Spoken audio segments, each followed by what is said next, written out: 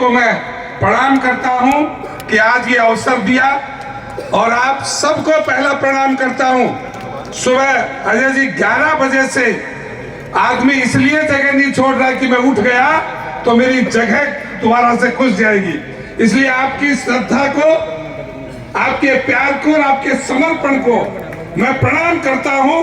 और मंच के ऊपर बैठे हम सब के आकर्षक और आज के इस कार्यक्रम के केंद्र बिंदु बड़े भाई अजय सिंह जी और भारतीय जनता पार्टी के इस चुनाव में प्रत्याशी होने का एक हिस्सेदारी करने वाले वो तमाम नेता जो प्रत्याशी होने के लिए प्रयास कर रहे थे, लेकिन पार्टी के अनुशासन और आप सबकी ताकत के बाद आज वो सभी मंच के ऊपर है, उनको भी मैं अपनी ओर से प्रणाम करता हूं, धन्यवाद करता हूं।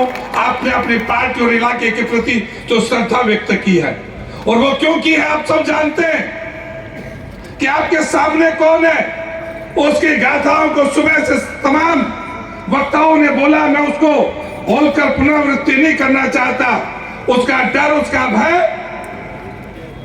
कि वो आगे कुछ और ना हो जाए, इसके लिए आप सब लोग एक मत हैं। और ऐसी इस प्रकार की चुनावी कार्यक्रमों में मैं वर्षों से अनेक गुजरात जैसे विशाल संगठन के प्रदेश में भी गया हूं, दिल्ली और यूपी जैसे प्रदेशों में भी गया हूं, लेकिन इतने लंबे समय तक किसी एक व्यक्ति के लिए, आप बड़े नेता के लिए नहीं, या बड़े नेता का नाम भी नहीं था, केवल अजय सिंह क्लिक के लिए आप तो सुबह से यहाँ बैठे हैं, बिना खाए पिए बैठे हैं। मैं समझता हूँ आपने एक व्रत धारण किया है कि ये चीज होगी उस दिन हम व्रत खोलेंगे। मैं आपके इस समर्पण को पुनः एक बार प्रणाम करता हूँ। मैं उस धरती से आया हूँ 1857 16 नवंबर को जब इस देश की आजादी की पहली लहर शुरू हुई थी, तो अहिरवाल की सेना का साथ देने के लिए जब आसपास के राजा और महाराजों ने मना कर दिया था, तो जोधपुर और बीकानेर की सरदारी ने मारवाड़ की धरती के सैनिकों ने लाहौर लश्कर के साथ नारनौल के पास नसीबपुर में युद्ध में साथ दिया था। आज मैं इस धरती को पुनः इसलिए भी प्रणाम करने आया हूँ कि आपके पूर्वजों ने हमारे पूर्वजों के कंधे से कंधा मिलाकर देश की आजादी का जो आंदोलन लड़ा था, और वो भारत का पहला एक ऐसा युद्ध था जिसमें अंग्रेजी सेना के 2 जनरल मारे गए थे। आप सब लोगों को मैं कुछ बातें कहने के लिए आया हूं कि चुनाव तो इससे पहले भी हुआ और अशोक गहलोत और भाजपा के बीच हुआ। आपने एक बार अशोक गहलोत को बना दिया, फिर भाजपा को बना दिया, लेकिन इस बार का चुनाव अशोक गहलोत और भाजपा का नहीं है। इस 5 साल से पहले के प्रशासन में अशोक गहलोत के और इस 5 साल में आपको अंतर दिखे तो आप विचार कर लें ये चुनाव किसके लिए है। ये चुनाव केवल एक विधायक के लिए नहीं है, ये हार और जीत के बीच नहीं है, या जैसे इंक्लेव और विजयपाल मृदा के बीच का नहीं है। ये चुनाव हम सब की नस्लों की सुरक्षा की गारंटी का चुनाव है। आप विचार करके देखिए, अशोक गहलोत तो 5 साल पहले भी मुख्यमंत्री रहे, किसी मंदिर पर कोई बुलडोजर चला क्या? किसी बुलडोजर किसी मंदिर के मूर्तियों को उखाड़ने के लिए ड्रिल मशीन का प्रयोग हुआ क्या? क्या राजस्थान की धरती पर सर तन से जुदा का नारा लगा क्या?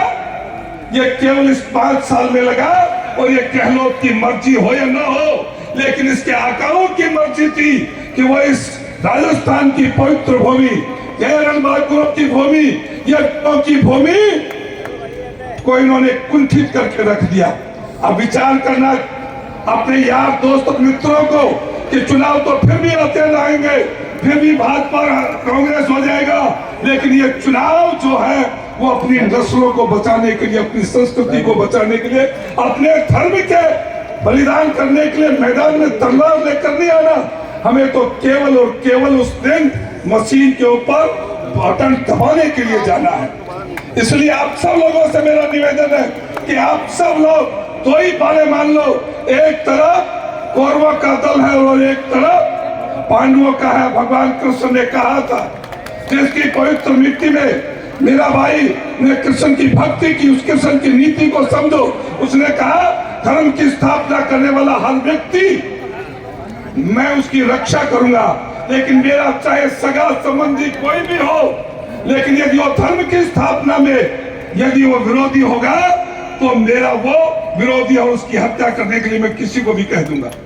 आपको तुलना इस बात पर करनी है।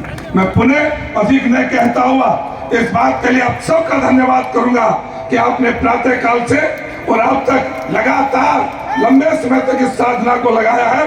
आप सब लोग केवल और केवल 25 तारीख तक के इन्वेस्टमेंट और 5 साल में सुख समृद्धि और शांति की गारंटी आपको मन से पहले भी मिली है और हम भी अपनी ओर से देना चाहते हैं। बहुत बहुत धन्यवाद।